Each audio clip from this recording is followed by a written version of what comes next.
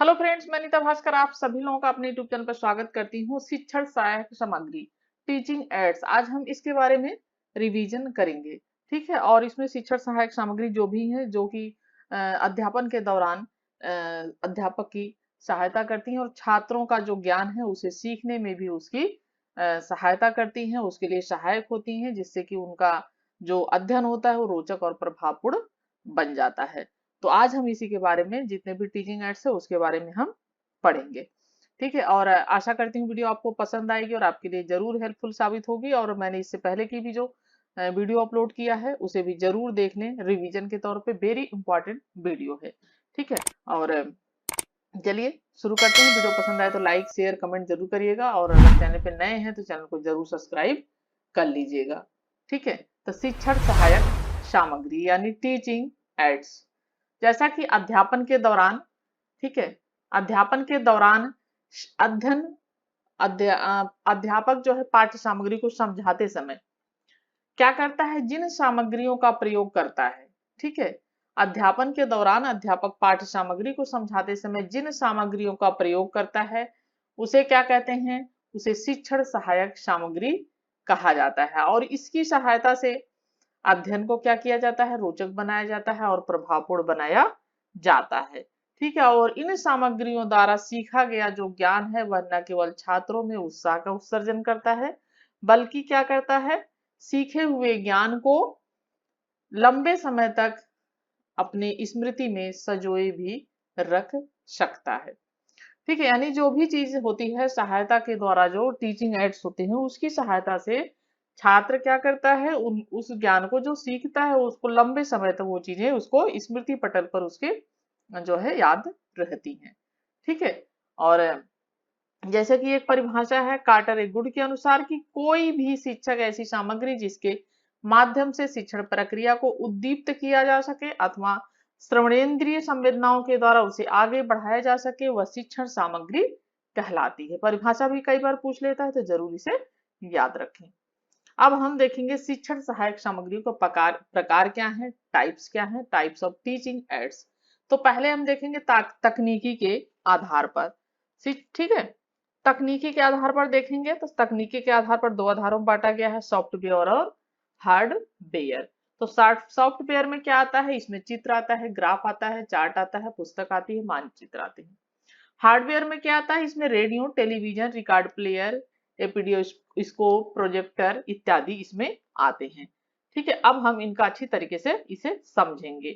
पहले हम इसे ग्राफ देख लेते हैं। शिक्षण सहायक सामग्री श्रव्य साधन, ठीक है, दूसरा है दृश्य साधन, तीसरा है श्रव्य दृश्य साधन, यानी जिसे हम देख सकते हैं। यहाँ पे हम सिर्फ सुनते हैं, इसे इसे हम देखते भी हैं, सिर्फ देखते हैं और इसे देखते और सुनते हैं। ठीक है, तो इसमें क्या क्या टाइप्स हैं, क्या क्या आते हैं वो देखते हैं। जैसे श्रव्य साधन में क्या क्या, रेडियो टेप रिकॉर्डर ग्रामोफोन या लिंग्वा फोन। ठीक है, और दृश्य साधन में क्या आ गया, चार्ट है, मानचित्र है, प्रतिमान है, फिल्म स्ट्रिप प्रोजेक्टर है, स्लाइड्स भी आती है इसमें, चित्र रेखा चित्र ग्राफ, पत्र पत्रिकाएं फ्लैश कार्ड इत्यादि आती हैं। श्रव्य दृश्य साधन जोनों में जैसे चलचित्र सिनेमा मान लीजिए, ठीक है, समाचार है, टेलीविजन है, श्यामपट है, समाज सामग्री, वास्तविक जो पदार्थ होते हैं वो भी इसमें आते हैं, यानी मॉडल्स आदि जो भी होते हैं वो इसमें आते हैं। ठीक है, तो हम एक एक चीजों का इसमें थोड़ा सा हम पढ़ेंगे। जैसे कि रेडियो है श्रव्य साधन, तो रेडियो देखिए शिक्षा का महत्वपूर्ण उपकरण माना जाता है।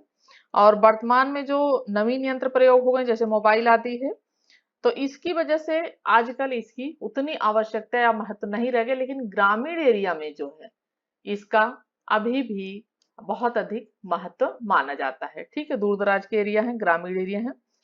और इसका जो सन 1936 में, कब, ठीक है 1936 में, 1936 में आकाशवाणी के पहले समाचार बुलेटिन का प्रसारण हुआ था। ठीक है, ये याद रखें। और वर्ष 1937 में रेडियो पर स्कूल प्रसारण सबसे पहले कलकत्ता, सबसे पहले कहाँ हुआ था, कलकत्ता।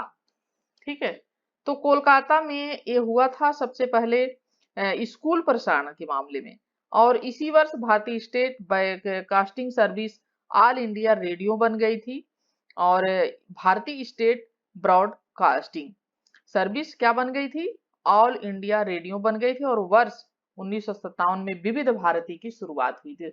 विविध भारती की शुरुआत कब मानी जाती है? विविध भारती, जैसे हम कहते हैं ना, हम विविध भारती से बोल रहे हैं समाचार, तो ये 1957 से शुरू हुई थी। ठीक है, इन चीजों को आपको याद रखना है। दूसरा आ जाता है टेप रिकॉर्डर। टेप रिकॉर्डर जो है वो, उसके माध्यम से विषय वस्तु, वार्ता आदि को आवश्यकता अनुसार कक्षा में प्रस्तुत किया जा सकता है और इसका प्रयोग निदानात्मक या उपचारात्मक जो शिक्षण है उसमें उपयोगी सिद्ध होता है। जैसे छात्रों की कमियां हैं और उसका उपचार किस प्रकार से किया जाए आदि की सहायता के लिए टेप रिकॉर्डर का उपयोग किया जा सकता है। ग्रामोफोन या लिंग्वाफोन। तो ग्रामोफोन या लिंग्वाफोन, इसका जैसे प्रयोग बहुत ही अब कम है, देखने को मिलता है। और लेकिन इसके माध्यम से क्या होता था, जो छात्र जो थे वो अशुद्ध उच्चारण करते थे, उनको शुद्ध उच्चारण करने में इससे मदद मिलती थी। दृश्य साधन में हम देखेंगे, दृश्य साधन में चार्ट पहले आता है। तो चार्ट हम देखते हैं, जैसे कि चार्ट क्या है, ग्राफ आदि क्या कहते हैं, शिक्षण के लिए बहुत महत्वपूर्ण साबित होते हैं, जैसा कि आप जानते हैं। ठीक है, और इसकी वजह से पाठ्य वस्तु को आकर्षक तरीके से छात्रों को जो है पहुंचाया जा सकता है और उनके अधिगम को अधिक बेहतर बनाया जा सकता है चार्ट का प्रयोग करके। और बच्चे क्या है, इससे एक्टिव भी हो जाते हैं चार्ट आदि देख के। ठीक है, फिर है मानचित्र या ग्लोब। तो जैसे कि मैप्स और ये चीजें होती हैं, ग्लोब्स, और ये देखिए बहुत ही इंपॉर्टेंट होती हैं। मैप्स दिखा के हमें ये पता चलता है कि भौगोलिक स्थिति क्या है। ग्लोब है, इनसे भी पता चलता है, क्षेत्रफल आदि का पता चलता है। और नक्शे जो होते हैं, ये मैप्स और संसार की जलवायु, प्रकृति, मौसम, पर्यावरण आदि के बारे में बहुत अच्छी तरीके से, सरलता से समझाने में सफलता प्राप्त करते हैं। और मानचित्र बनाना और उसके वर्धन को मानचित्र कला कहा जाता है। ठीक है, और इस तरीके से मानचित्र या ग्लोब्स बहुत अधिक दृश्य साधन के लिए सहायक हैं। ठीक है, तीसरा है प्रतिमान यानी मॉडल्स। जब किसी कारणवश प्रत्यक्ष जो वस्तु है उसको हम नहीं दिखा पाते हैं, जैसे कि मान लीजिए हमने कुतुब मीनार की बात की, हमने आगरा के ताजमहल की बात की, तो हम उसको लाके तो बच्चों को क्लास में नहीं दिखा पाएंगे। तो हमें क्या करना है, उसका मॉडल्स लेना है और उसे बच्चों को दिखाना है। ठीक है, कि ताजमहल इस प्रकार का होता है, ऐसे ऐसे है, कुतुब मीनार इस प्रकार का होता है, भूल भुलैया इस प्रकार का होता है। तो उससे क्या है कि बच्चों को ज्ञान जो है उससे अधिगम जो है उनका वो अधिक प्रभावी सिद्ध होगा और बच्चे के मानस पटल पे क्या है, उनके दिमाग में एक चीज बैठ जाएगी, हाँ ताजमहल इस प्रकार का होता है। तो वो अधिक एक्टिव हो जाएंगे और उस चीज को अधिक ज्यादा दिन तक याद रख पाएंगे। ठीक है, क्योंकि उनके दिमाग में एक उसकी जो है मॉडल वो बन जाता है। ठीक है, फिल्म स्ट्रिप प्रोजेक्टर, ये भी बहुत इंपॉर्टेंट है। देखिए, ये जो है फिल्म के द्वारा शिक्षा से संबंधित विभिन्न प्रक्रियाएं, खोजों, उसको सूचनाओं के विषय में ज्ञान प्रदान किया जाता है इसके द्वारा। और इसके प्रदर्शन में छात्र काफी रुचि भी लेते हैं और फिल्म स्ट्रिप तथा फिल्मों में प्रत्येक विषय निश्चित क्रम में स्पष्ट ज्ञान देने वाला भी होता है। ठीक है, और इसके द्वारा ज्ञान जो दिया जाता है वो अस्थायी और प्रभावशाली होता है। स्लाइड्स भी आता है, स्लाइड्स का प्रयोग भी काफी लाभदायक होता है। और जैसे कि स्लाइड्स को माइक्रोस्कोप के माध्यम से देखा जा सकता है। ठीक है, आगे चलते हैं। इसमें आ जाता है चित्र या रेखा चित्र या ग्राफ। तो ग्राफ देखते हैं, चित्र या रेखा चित्र देखते हैं पहले। तो चित्र या रेखा चित्र, तो किसी भी जो भी चित्र है या रेखा चित्र है उसके माध्यम से ज्ञान को क्या है, हम रेखा चित्र बना के पढ़ाते हैं या हम दिखाते हैं बच्चों को। तो उससे बच्चों का ज्ञान जो है वो अनुभव है वो सरलता से वो अच्छी तरीके से उससे ज्ञान प्राप्त कर पाते हैं। ठीक है, और ग्राफ है, उस भी बहुत ही सहायता सहायता ये शिक्षण में सहायक होता है। ठीक है, ग्राफ बना के बच्चों को भली भांति अच्छी तरीके से समझाया जा सकता है। पत्र पत्रिकाएं आती हैं, पत्र पत्रिकाएं हैं, इसमें न्यूज़पेपर्स और जैसे मैगजीन्स आदि हैं। तो विभिन्न जो समाचार पत्र हैं, पत्र पत्रिकाएं, उनके माध्यम से भी पाठ्यक्रम के कई विषयों को उदाहरण देकर श्रेष्ठ ढंग से उससे भी समझाया जा सकता है। फ्लैश कार्ड है, फ्लैश कार्ड यह क्या छोटी कक्षाओं के लिए ज्यादा उपयुक्त होती है। फ्लैश कार्ड जिसमें कार्ड के माध्यम से चित्र को जोड़ना, ठीक है, क्या करते हैं, चित्र को जोड़ना और फ्लैश कार्ड के माध्यम से, और मात्राएं आदि के लिए कार्ड तैयार करना, छोटी कक्षाओं में यह प्रयोग होती है फ्लैश कार्ड।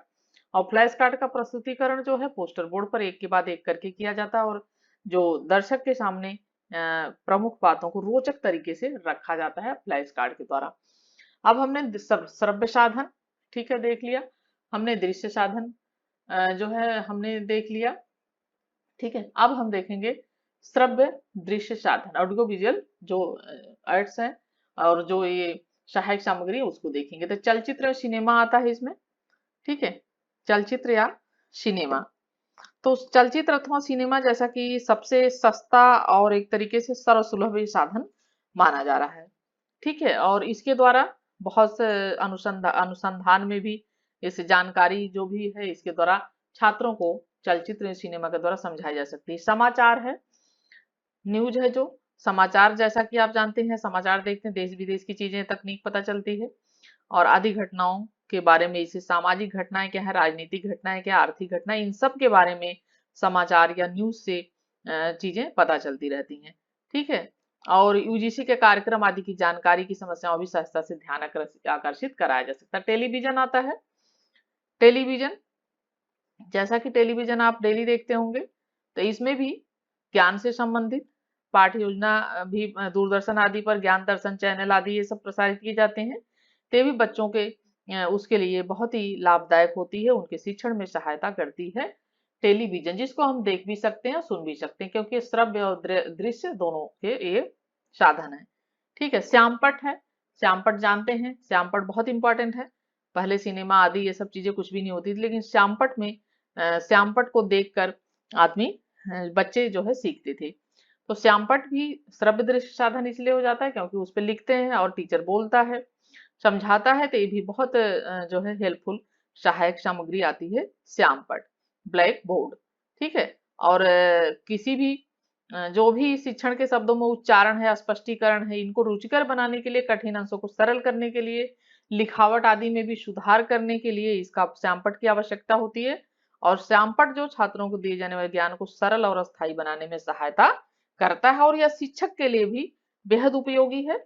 सरल और सर्वसुलभ साधन है एक तरीके से, और शिक्षक भी अच्छी तरीके से इसकी सहायता से अपने कौशल का जो है विकास कर पाते हैं, ठीक है। और आत्मविश्वास बनाए रखने में भी यह मदद करता है, ठीक है। जहां भी सब श्रव्य दृश्य साधनों का अभाव होता है, श्यामपट क्योंकि चौक से लिखा जाता है और इसे चौक बोर्ड भी कहा जाता है।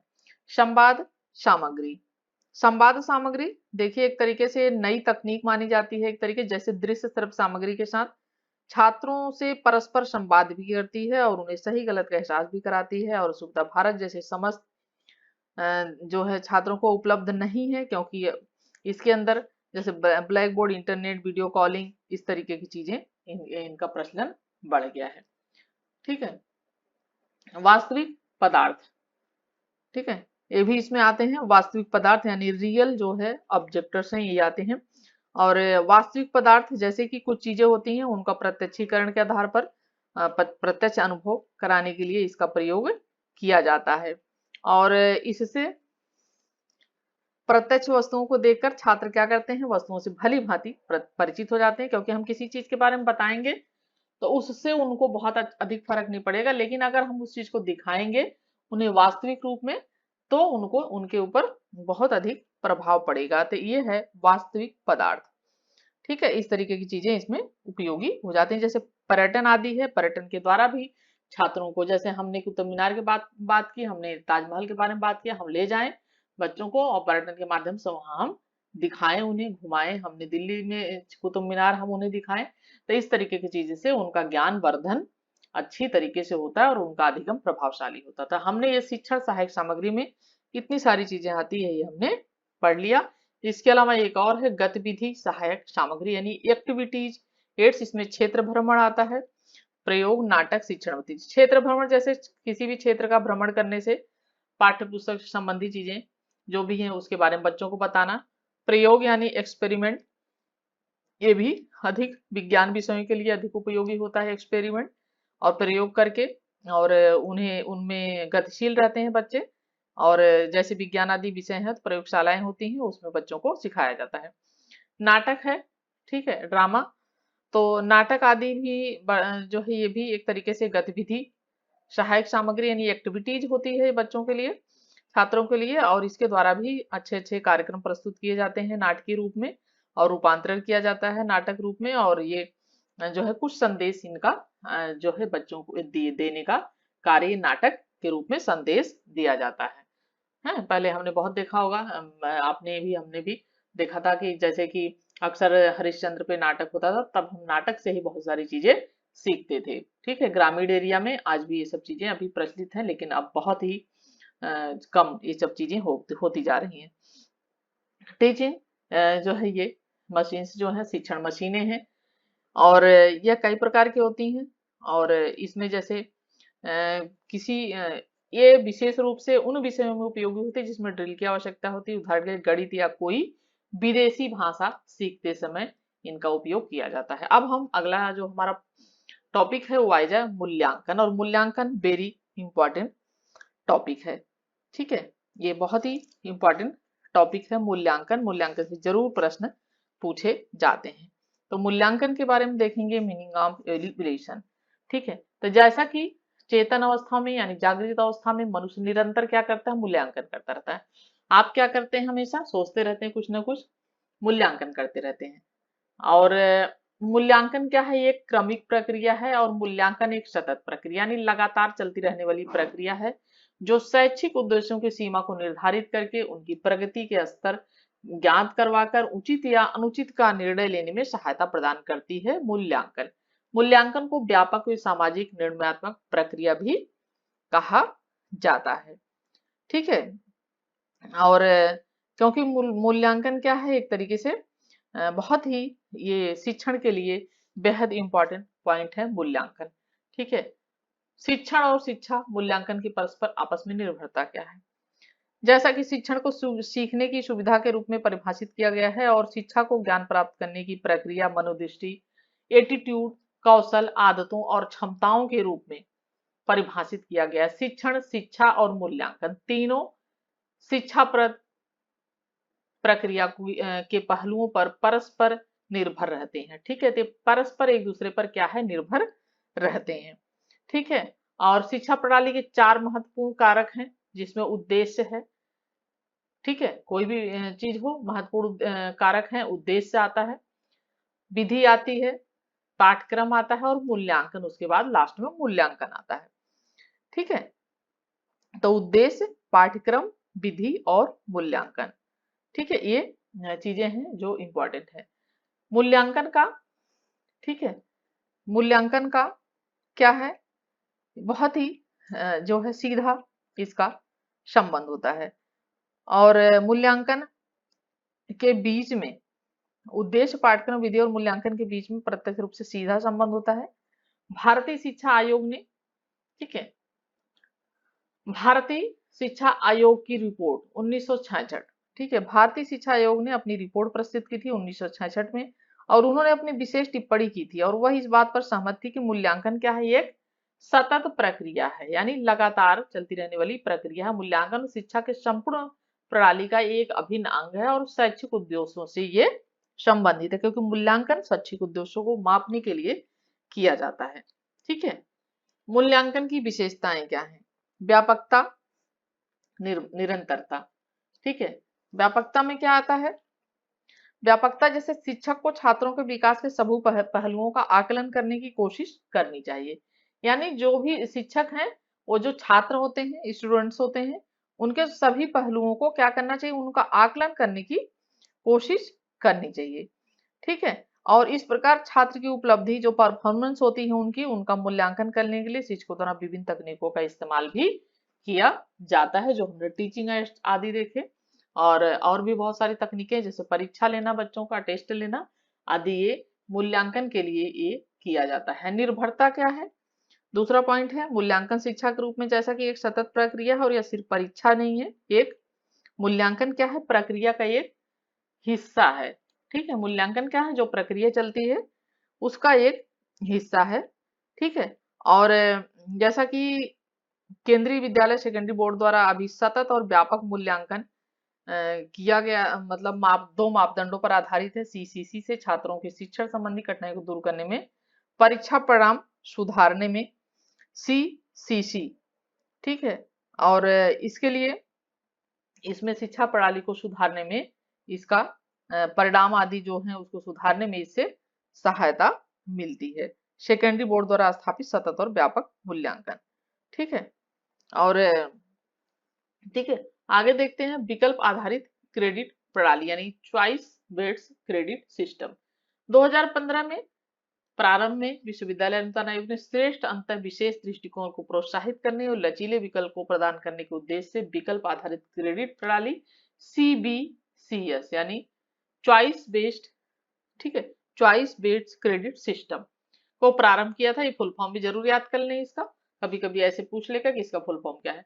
ये तो चॉइस बेस्ड क्रेडिट सिस्टम और हिंदी में विकल्प आधारित क्रेडिट प्रणाली। तो सुधार के अंतर्गत 1 से 10 सूत्री जो है पैमाने पर आधारित मानवीकृत मूल्यांकन और ग्रेडिंग की शुरुआत की थी। और यह छात्रों को वैकल्पिक जो है उनको आधारित जो पाठ्यक्रम है उनका कौशल आधारित उसमें सम्मिलित करने का अवसर ये प्रदान करता है। और पाठ्यक्रम क्या है, ग्रेडिंग प्रणाली है जो पारंपरिक प्रणाली से बेहतर माना जाता है और इससे छात्रों को न केवल भारत के भीतर स्थित संस्थाओं बल्कि स्थानांतरित करना भी इसको देश से बाहर भी सरल हो पाता है। ठीक है,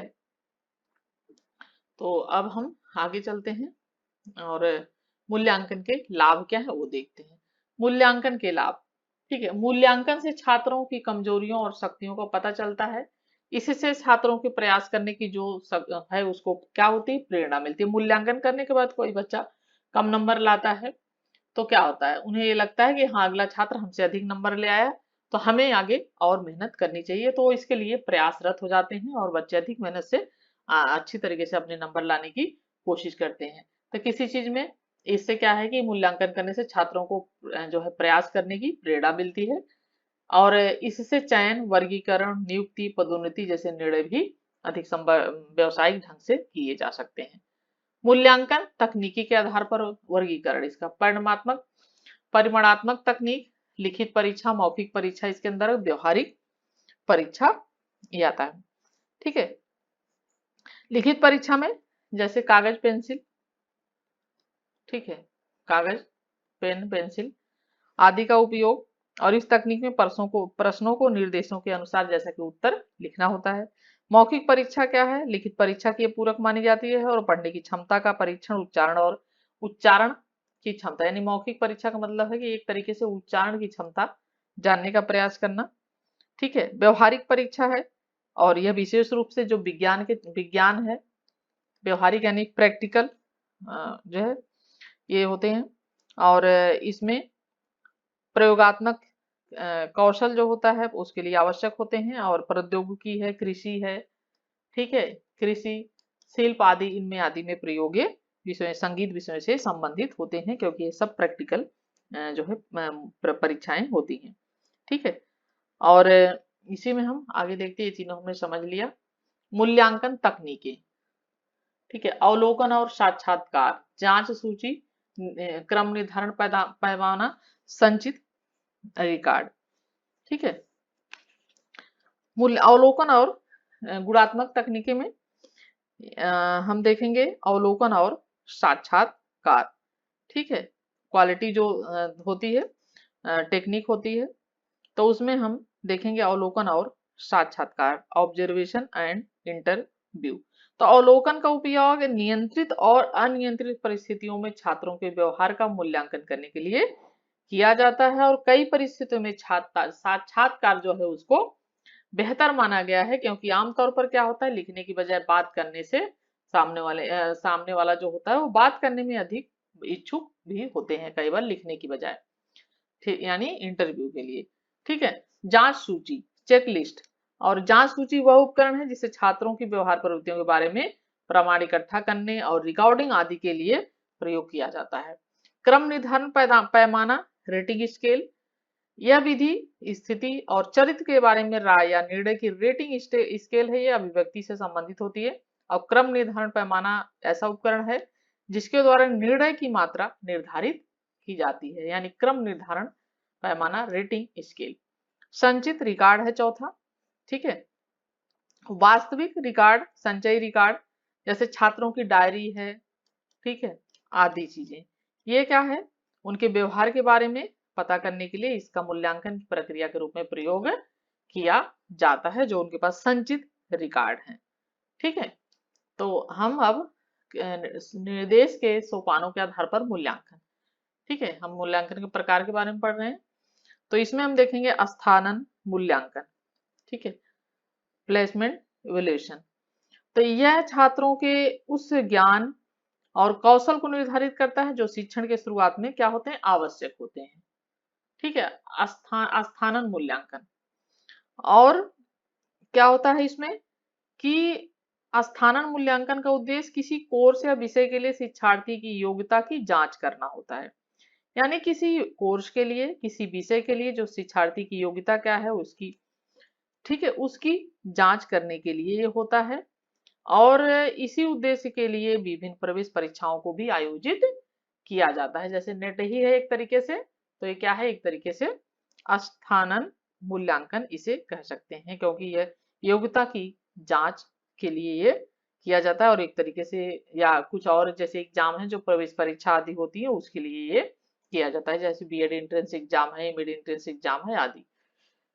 दूसरा है निर्माणात्मक या रचनात्मक मूल्यांकन, ठीक है, फॉर्मेटिव इवैल्यूएशन। तो जैसा कि निर्माणात्मक मूल्यांकन को आंतरिक मूल्यांकन भी इसको कहा जाता है, ठीक है, इसको क्या कहा जाता है, आंतरिक मूल्यांकन भी कहा जाता है। कार्यक्रम का महत्व जानने की एक विधि होती है, ठीक है। और जब शिक्षण कार्यक्रम की गतिविधियां प्रगति कर रही है, यह प्रक्रिया पर क्या करती है, ध्यान केंद्रित करती है। और रचनात्मक मूल्यांकन शिक्षण और उपचार ये क्या है को अधिक प्रभावी बनाने के लिए शिक्षक को इससे संबंधित जानकारी ये प्रदान करता है, ठीक है। जैसे क्विज इकाई परीक्षण होते हैं, यूनिट टेस्ट हो गए, अध्याय परीक्षण हो गए, चैप्टर टेस्ट हो गए, ये मूल्यांकन उपकरण के ये क्या है, उदाहरण है, ठीक है। जैसे यूनिट टेस्ट होते हैं बच्चों के, और जैसे कि चैप्टर टेस्ट होते हैं, यानी जितने चैप्टर पढ़ा है उससे हमने परीक्षा ली, टेस्ट किया, क्विज आदि है, ये सब इसमें आते हैं। और ठीक है, तो ये है निर्माणात्मक मूल्यांकन से संबंधित इन्हें किया जा सकता है, ठीक है। अब हम आगे चलते हैं और नैदानिक मूल्यांकन। देखिए नैदानिक मूल्यांकन बहुत महत्वपूर्ण मूल्यांकन है ये, जैसे नेट के एग्जाम में हमेशा इससे क्वेश्चन पूछे जाता है, तो थोड़ा इस पे जरूर ध्यान दें। रचनात्मक मूल्यांकन छात्रों को विशेष संबंधी जो लक्ष्य है उनको पूरा करने की सीमा निर्धारित करता है, ठीक है, रचनात्मक मूल्यांकन। और नैदानिक मूल्यांकन क्या करता है, उससे एक कदम आगे की प्रक्रिया होती है। यानी जो रचनात्मक मूल्यांकन करता है, नैदानिक मूल्यांकन जो होता है उससे आगे की प्रक्रिया होती है, जिसमें छात्रों को विशेष शिक्षण संबंधी समस्याओं का स्पष्टीकरण प्रदान करने की क्या की जाती है, कोशिश की जाती है। इस प्रकार ये परीक्षण व्यापक और विस्तृत होते हैं, ठीक है। उसके बाद आ गया योगात्मक मूल्यांकन, ठीक है। योगात्मक मूल्यांकन को एक तरीके से इसको ब्राहा मूल्यांकन भी कहा जाता है, ठीक है, इसको ब्राहा मूल्यांकन भी कहा जाता है। और योगात्मक मूल्यांकन कार्यक्रम की जो गतिविधियां हैं उसके अंत में कार्यक्रम का महत्व जानने की एक विधि होता है। और यह मूल्यांकन परिणामों पर केंद्रित होता है, और इसमें आमतौर पर मौखिक रिपोर्ट, परियोजनाओं, लिखित परीक्षाओं, शिक्षक जनित आंतरिक मूल्यांकन को इसमें समावेशित किया जाता है, ठीक है। और इस तरीके से, और इससे यह पता चलता है कि छात्र कैसे संतोषजनक एवं अच्छे तरीके से शिक्षण उद्देश्यों को पूरा करते हैं। यानी छात्र जो होते हैं इससे पता कर किया जाता है कि कैसे जो शैक्षिक उद्देश्य हैं उनको किस प्रकार से वो शिक्षण उद्देश्यों को पूरा करते हैं अच्छे तरीके से, ठीक है। मुख्य अवधारणाएं और मुख्य प्रतिपादक, ठीक है, ये भी इंपॉर्टेंट है। जैसे प्राथमिक शिक्षा, वर्धा शिक्षा प्रणाली महात्मा गांधी से जुड़ी हुई है। प्राकृतिक वातावरण में सीखना, रविन्द्रनाथ टैगोर। समाकल शिक्षा, श्री अरविंदो। भारतीय दर्शन शास्त्र के आध्यात्मिक पहलुओं पर ध्यान केंद्रित करना, डॉक्टर सर्वपल्ली राधाकृष्णन, ठीक है। ये जरूर याद रखें ये सब चीजें, और पॉज कर करके इसे बल्कि नोट कर लें, ठीक है, क्योंकि आपके बिल्कुल काम आएगी। और मानव मस्तिष्क, प्रयास करके जय कृष्णमूर्ति की शिक्षा इसके लिए। उसके बाद है अनुभवात्मक अधिगम, ठीक है, ये किससे संबंधित है, जॉन डीवी। व्यक्तित्व के विकास के माध्यम से आत्मनिरीक्षण, मारिया मांटेसरी से संबंधित है ये। उसके बाद है बाल विहार, ठीक है, किंडर गार्डन पद्धति, जो किससे संबंधित है, फ्रोबेल से। आत्मगतिविधि, सृजनात्मकता, कला आदि इसमें आता है, ठीक है। सामाजिक सहयोग पर ध्यान केंद्रित करना। ये किससे संबंधित है? ये है फ्रोबेल से संबंधित। प्रकृति ही एकमात्र शिक्षक है, इसने एक किससे संबंधित है? रूसो ने। यानी रूसो ने कहा था कि कोई औपचारिक शिक्षण नहीं, प्रकृति ही क्या है? एक मात्र जो है वो शिक्षक है। ठीक है, प्रकृति जो है वो क्या है? एकमात्र शिक्षक है, ये कहा है रूसो ने। ठीक है, और नेक्स्ट वीडियो में फिर हम जो छात्रों के व्यवहार से नियंत्रण आदि के बारे में हम थोड़ा सा पढ़ेंगे, और आगे हम इसमें कुछ और चीजें पढ़ेंगे, जैसे संज्ञानात्मक विकास क्या है, सामाजिक विकास क्या है, जो शैक्षिक उपलब्धियों में आता है, और मनोवैज्ञानिक विकास आदि क्या है। तो अगर वीडियो आपको पसंद आई हो तो जरूर लाइक कमेंट शेयर करें, और चैनल पे नए हैं तो सब्सक्राइब जरूर कर लें, बेल आइकन जरूर प्रेस कर लीजिएगा, जिससे नई वीडियो की नोटिफिकेशन भी आपको मिलती रहे। तो आज के लिए इतना ही, नेक्स्ट वीडियो फिर मिलते हैं। Thank you for watching video.